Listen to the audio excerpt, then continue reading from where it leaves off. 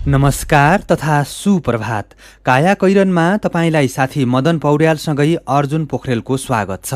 काया कैरन उज्यालो रेडियो नेटवर्कसँगै उज्यालो अनलाइन र मोबाइल एप्लिकेसनबाट एकसाथ प्रसारण भइरहेको छ। आज 2078 साल माघ 18 गते मंगलबार, माघ कृष्ण पक्षको औँसी तिथि सन् 2022 फेब्रुअरी 1 तारिक।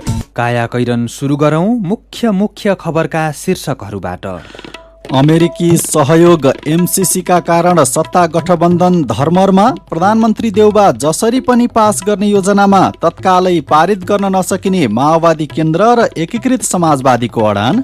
किसानले बेच्ने दुधको मूल्य लिटरमा 6 रुपैयाँ 52 पैसाले बढ्यो, उपभोक्ताको लागि प्रशोधित मूल्य दुग्ध विकास संस्थानले तय गर्ने।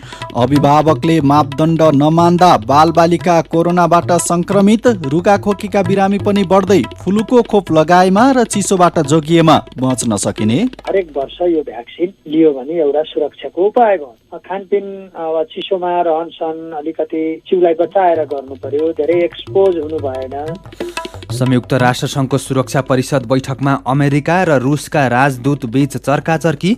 आफ्नै देशमा सेना परिचालन गर्दा पनि अमेरिकाले विश्वभर अनावश्यक आतंक फैलाइरहेको रुसको आरोप। र नेपाल र मोरिसस बीचको दोस्रो मैत्रीपूर्ण फुटबल आज, नेपाली टोलीमा 2 जना खेलाडी परिवर्तन। युनाइटेड टेक्निकल कलेज काया कैरनमा अब खबरको सिलसिला।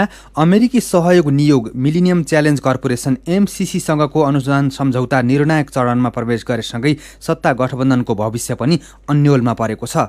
सम्झौता अविलम्ब संसदबाट पारित गराउन प्रधानमन्त्री शेरबहादुर देउवाले निर्णायक अग्रसरता लिनुभएको छ भने उहाँका सहयात्रीहरू सम्झौता यथास्थितिमा अनुमोदन नगर्ने अडानमा रहेका छन्। प्रधानमन्त्री देउवाले फेब्रुअरी 28 तारिक अर्थात् फागुन 16 गतेभित्र एमसीसी बारे संसदको औपचारिक जवाफ दिने जानकारी अमेरिकी अधिकारीहरूलाई दिनुभएको छ। तर माओवादी केन्द्रका अध्यक्ष पुष्पकमल दाहाल प्रचण्ड र एकीकृत समाजवादीका अध्यक्ष माधव कुमार नेपालले तत्काल यो सम्झौता अनुमोदन गर्न नसकिने अडान लिनुभएको छ।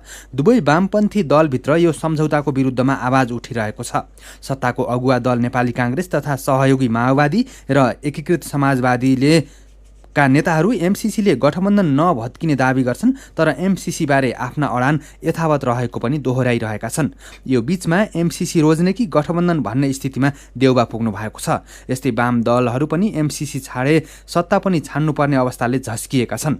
काङ्ग्रेसको प्रतिनिधित्व गर्ने एक मन्त्रीका अनुसार अहिले एमसीसी अनुमोदन गरेर जेठमा स्थानीय तहको चुनावमा जान नसकिने भनेर माओवादी र एकीकृत समाजवादीका नेताहरूले गठबन्धनको बैठकमा आफ्नो भनाइ राखिसकेका छन्। उता जेठमा चुनाव तय भइसकेकोले अब प्रधानमन्त्री देउबाको बटम लाइन एमसीसी भएको छ। जेठमा चुनाव गर्ने समझदारी बन्न साथै प्रधानमन्त्री एमसीसी सम्झौता अनुमोदन गराउने विषयमा सक्रिय हुनुभएको छ। हामीले धैर्यपूर्वक छलफल गरौँ भनेका छौँ, एकीकृत समाजवादीका एक नेताले भनेका छन्। स्थानीय तह चुनाव जेठमा गर्ने समझदारी सत्ता गठबन्धनमा बने पनि त्यसका लागि स्थानीय तह निर्वाचन ऐन 2073 संशोधनको प्रक्रिया र मिति तोक्ने काम अघि बढेको छैन। जनता समाजवादी पार्टी जसपाका संघीय परिषद अध्यक्ष डाक्टर बाबुराम भट्टराईले प्रधानमन्त्री देउबाको मनस्थिति बुझेरै गठबन्धन जोगाउन एमसीसी तत्काल पारित गर्नुपर्ने विचार प्रकट गर्नुभएको छ। तर गठबन्धनका सहयोगीलाई बेवास्ता गरेर अघि बढे चुनावको मुखमा वामपन्थीहरू एक हुन सक्ने भय देउबामा छ। 2074 सालमा काङ्ग्रेस पराजित हुनुको पछाडि वाम गठबन्धन मुख्य कारण थियो। त्यति बेला पनि प्रधानमन्त्री देउबा नै हुनुहुन्थ्यो र सत्ताको मुख्य हिस्सेदार माओवादी नै थियो। एमसीसीले धर्मरायको सत्ता गठबन्धन, कान्तिपुर दैनिकमा खबर छ। शान्ति सुरक्षा र दैनिक जीवनलाई प्रत्यक्ष असर गर्ने कानून बनाउन सरकार र प्रतिनिधि सभाले व्यवस्था गर्दा तेस्रो पटक पनि अध्यादेशहरू निष्क्रिय हुने भएका छन्। अघिल्लो सरकारले पहिलो पटक 2077 असोज 12 र मङ्सिर 21 मा जारी गरेका 6 वटा अध्यादेश तेस्रो पटक निष्क्रिय हुन थालेका हुन्। तेजाब तथा अन्य घातक रासायनिक पदार्थ प्रयोग हुने मामलाका दोषी उप कडा कारवाही गर्न केपी ओली नेतृत्वको तत्कालीन सरकारले असोज 12 मा अध्यादेश लिएको थियो। तर त्यो अध्यादेश यसभन्दा अघि 2 पटक संसदमा पुगे पनि छलफल नै नभई निष्क्रिय भएको थियो। यसपटक पनि त्यही नियति दोहोरिँदैछ। यस्तै नेपाल प्रहरी र प्रदेश प्रहरीको कार्य सञ्चालन सुपरिवेक्षण र समन्वय गर्न बनेको अध्यादेश पनि फेरि अन्यलमा परेको छ। फौजदारी कसुर तथा फौजदारी कार्य सम्बन्धी केही संशोधन गर्ने अध्यादेश पनि जारी भएको थियो। यो विषयमा पनि संसदमा अहिलेसम्म छलफल भएको छैन। 6 अध्यादेश तेस्रो पटक निष्क्रिय हुन लागेका हुन्। तेजाब तथा अन्य घातक रासायनिक पदार्थ नियमन, यौन हिंसा विरुद्धका केही ऐन संशोधन, रेलवे अध्यादेश, नेपाल प्रहरी र प्रदेश प्रहरी कार्य सञ्चालन सुपरिवेक्षण र समन्वय पहिलो संशोधन, सामाजिक सुरक्षा पहिलो संशोधन, फौजदारी कसुर तथा कार्यविधि सम्बन्धी केही ऐन संशोधन माघ 28 मा निष्क्रिय हुने भएका हुन्। नेकपा माओवादी केन्द्रका अध्यक्ष पुष्पकमल दाहाल प्रचण्ड र चिनिया कम्युनिस्ट पार्टी सीपीसीका विदेश विभाग प्रमुख सङ ताओ बीच भर्चुअल कुराकानी भएको छ। नेपालमा अमेरिकी सहयोग परियोजना मिलिनियम च्यालेन्ज कर्पोरेसन एमसीसीसँगको सम्झौता संसदबाट अनुमोदन गर्ने विषयमा सत्ता गठबन्धनभित्र छलफल चलिरहेको बेला माघ 15 गते पूर्व प्रधानमन्त्री समेत रहेका दाहाल र सङ बीच भएको कुराकानीलाई अर्थपूर्ण रूपमा लिएको छ। सङले आफ्नो विदेश विभागको टोलीसहित कुराकानी गरेका थिए भने प्रचण्डले खुमलतारमा रहेको निवासमा एक्लै बसेर कुराकानी गर्नुभएको हो। नेकपा एमाले स्थानीय तहको चुनावको मिति घोषणा गर्न सरकारलाई दबाब दिने निर्णय गरेको छ। हिजो पार्टी केन्द्रीय कार्यालय थापाथलीमा बसेको एमाले केन्द्रीय कार्यालय बैठकले आउँदो वैशाखभित्रै स्थानीय तह चुनावको मिति घोषणा गर्नका लागि सम्पूर्ण शक्तिका साथ सरकारलाई दबाब दिने निर्णय गरेको एमाले सचिव योगेश भट्टराईले जानकारी दिनुभयो। स्थानीय तह चुनावको मिति घोषणा गर्न सरकारलाई दबाब दिन देशव्यापी अभियान चलाउनका लागि जनसङ्गठनलाई निर्देशन दिने निर्णय गरिएको उहाँले बताउनुभयो। यस्तै पार्टीको तर्फबाट सरकारको ध्यानाकर्षण गर्ने र आवश्यक परे प्रधानमन्त्री समक्ष हाई लेभल डेलिगेसन जाने निर्णय भएको भट्टराईले जानकारी दिनुभयो। सरकारले दूधको मूल्य बढाएको छ। हिजो बसेको मन्त्री परिषदको बैठकले किसानका लागि दूधको समर्थन मूल्यमा 6 रुपैयाँ 52 पैसाले वृद्धि गर्दै प्रति लिटर 56 रुपैयाँ 4 पैसा कायम गरेको छ।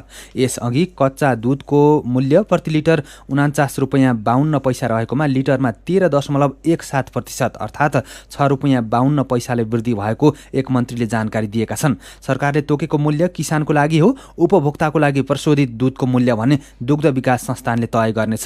किसानले दूध उत्पादनमा लागत बढेको भन्दै मूल्य बढाउन 2.5 वर्षदेखि माग गर्दै आए पनि हिजो बल्ल मूल्य बढेको हो। कृषि तथा पशुपक्षी विकास मन्त्रालयलाई केन्द्रीय दुग्ध सहकारी सङ्घ लिमिटेडले दूधको लागत मूल्य समेत नउठेको जनाउँदै मूल्य वृद्धिका लागि अनुरोध गरेपछि अध्ययनको समिति बनेको थियो। समितिले दिएको राय सुझाव सहितको प्रतिवेदनका आधारमा कृषि मन्त्रालयले मन्त्री परिषदमा मूल्य वृद्धिको प्रस्ताव लगेको थियो। विगतमा हरेक वर्ष मूल्य समायोजन हुँदै आए पनि पछिल्लो समय 2.5 वर्ष यता दूधको मूल्य समायोजन भएको छैन। नेपालमा वार्षिक 23,01,000 टन दूध उत्पादन हुने गरेको तथ्याङ्क छ। दुग्ध व्यवसायले झन्डै 5 लाख जना मानिसलाई प्रत्यक्ष रूपमा रोजगारी दिएको छ। काया कैरनमा कुराकानीसँगै खबरको सिलसिला बाँकी नै छ, सुन्दै गर्नुहोला।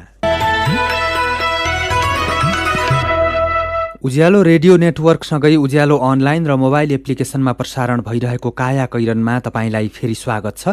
यतिन्जेल हामीले अमेरिकी सहयोग एमसीसीका कारण सत्ता गठबन्धन धर्मरमा प्रधानमन्त्री देउबा जसरी पनि पास गर्ने योजनामा तत्कालै पारित गर्न नसकिने माओवादी र नेकपा यसको अडान, किसानले बेच्ने दूधको मूल्यमा प्रति लिटर 6 रुपैयाँ 52 पैसा वृद्धि लगायतका खबर प्रस्तुत गर्यौं। अब बाँकी खबर। धादिङकी 60 वर्षीय कृष्णमाया विककी 20 महिने नाति कान्ति बाल अस्पताल महाराजगञ्जको कोभिड वार्डमा उपचाररत छन्। पीसीआर परीक्षण गर्दा पोजिटिभ देखियो। दाङ घोराईका सुकुमान चौधरीका 3 वर्षीय छोरा पनि कान्तिको कोभिड वार्डमै छन्। अभिभावकबाटै उनमा कोरोना सरेको अनुमान छ। कान्तिमा कोभिडका लागि छुट्याइएका 26 बेड भरिएका छन्। 4 वटा भेन्टिलेटर पनि प्याक छन्। कोभिड बिरामी नवजात शिशुदेखि 13 वर्षसम्मका उपचाररत छन्। सबैजसो बिरामीमा आफन्त वा अभिभावकबाटै संक्रमण सरेको डाक्टरको अनुमान छ। अस्पतालका निर्देशक डाक्टर अजित रायमाझी भन्नुहुन्छ, खोप लगाएका धेरै जसो अभिभावकले स्वास्थ्यका मापदण्ड पालनामा हेलचेक्र्याइँ गरे। खोप लगाएका कतिपयलाई संक्रमित भए पनि लक्षण नदेखाउन सक्छ। बालबालिकामा रोग प्रतिरोधात्मक क्षमता कम हुने भएकोले सजिलै संक्रमण सर्ने गरेको हो। अभिभावककै कमजोरीका कारण कतिपय बालबालिका अस्पताल आउनु परेको डाक्टर रायमाझीले बताउनुभयो। बालबालिकालाई सकेसम्म घर परिसरभित्रै खेलाउन, झोलिलो पदार्थ बढी खुवाउन र भिडभाडमा नपठाउन अनुरोध गर्छु उहाँले भन्नुभयो। घरभित्रै व्यायाम गराउने, बेला बेला डाक्टरको परामर्श लिने, लक्षण देखिने बित्तिकै परीक्षण समेत गर्नुपर्छ। स्वास्थ्य मन्त्रालयले हरेक दिन सार्वजनिक गर्ने तथ्याङ्कमा कोरोना संक्रमितको संख्या घट्दै गएको देखिन्छ, तर समुदायमा भएको संक्रमणको हिसाब मन्त्रालयसँग छैन। सबैभन्दा बढी जोखिममा खोप नलगाएकाहरू छन्। सरकारले 5 देखि 11 वर्षका बालबालिकालाई खोप दिन थालेको छैन। यो उमेर समूहका झण्डै 40 लाख जनसङ्ख्या रहेको छ। सरकारबाट पीसीआर परीक्षण गर्न अनुमति पाएका केही निजी ल्याबले कोरोना संक्रमितलाई नेगेटिभ रिपोर्ट दिएर सामाजिक अपराध गरेका छन्।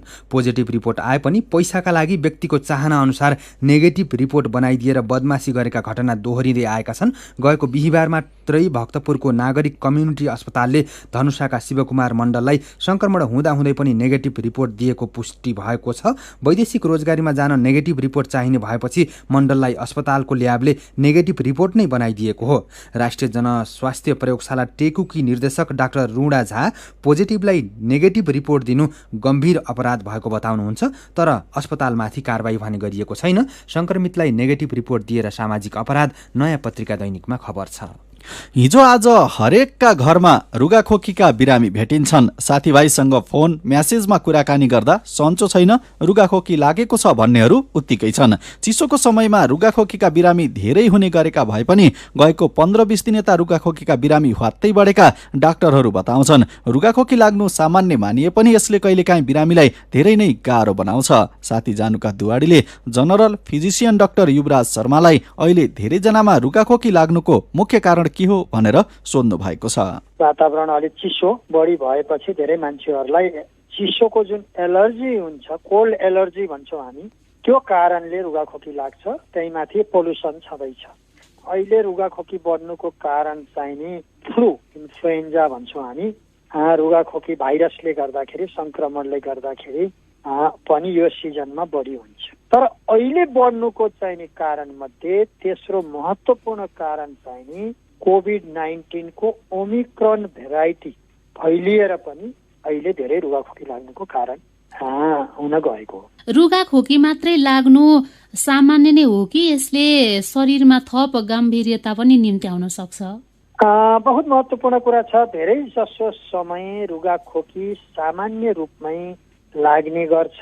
हल्का ज्वरो आउँछ, नाक बग्ने, हाच्छी हुने, नाक चिलाउने, घाँटी चिलाउने, खोकी लाग्ने, सुक्खा फोको खोकी लाग्ने, अनि अलिकति मान्छेहरू तातो पानी खाने, नुन पानी खाने, बेसार पानी खाने, अब अनि त्यसपछि चाहिँ चिसोबाट बच्ने, सुपहरू खाने, अनि अलि बढी भयो भने प्यारासिटामोलहरू खाने, अनि त्यो हाच्छी खोकी कम लाग्ने औषधिहरू जस्तै विभिन्न खालको मेडिसिनहरू हुन्छ।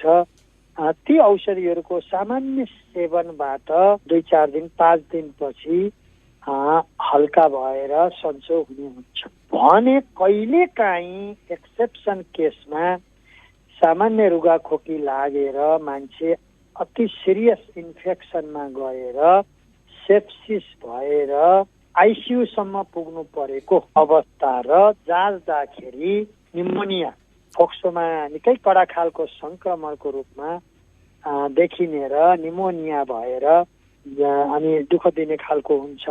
यहाँले भन्नु भएको जस्तै गम्भीर खालका समस्या नहोस् भन्नको लागि रुगाखोकी लागिसकेपछि के कस्ता खालका सावधानीहरू अपनाउनु पर्छ?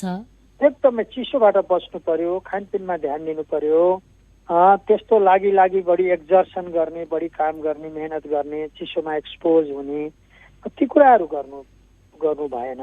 र अलिकति गाह्रो भयो, निकै नै अब गाह्रो हुँदै आयो भने तुरन्त चाहिँ नि मेडिकल चेकअप गराउनु पर्यो। रुगाखोकी लाग्नै नदिनको लागि कुनै उपायहरू हुन्छन्? फ्लू भाइरसको भ्याक्सिन पाइन्छ अहिले। यो हरेक ठाउँमा अहिले सर्वत्र उपलब्ध छ। नेपाल सरकारले विभिन्न स्वास्थ्य संस्थाहरू मार्फत यो फ्लू भ्याक्सिन उपलब्ध गराएको छ र एकचोटि भ्याक्सिन लियो भने यसले 1 वर्षसम्म काम गर्छ। त्यसैले हरेक वर्ष यो भ्याक्सिन लियो भने एउटा सुरक्षाको उपाय भयो। खानपिन चिसोमा रहनसहन अलिकति जिउलाई बचाएर गर्नु पर्यो। धेरै एक्सपोज हुनु भएन, चिसो अथवा धुलो धुवाहरूसँग कम एक्सपोज हुने, त्यसबाट बच्ने। उहाँ हुनुहुन्थ्यो general physician doctor Yuvraj Sharma. काया कैरनमा मेरो पनि भन्नु छ र कार्टुनसँगै खबरको सिलसिला बाँकी नै छ, सुन्दै गर्नुहोला।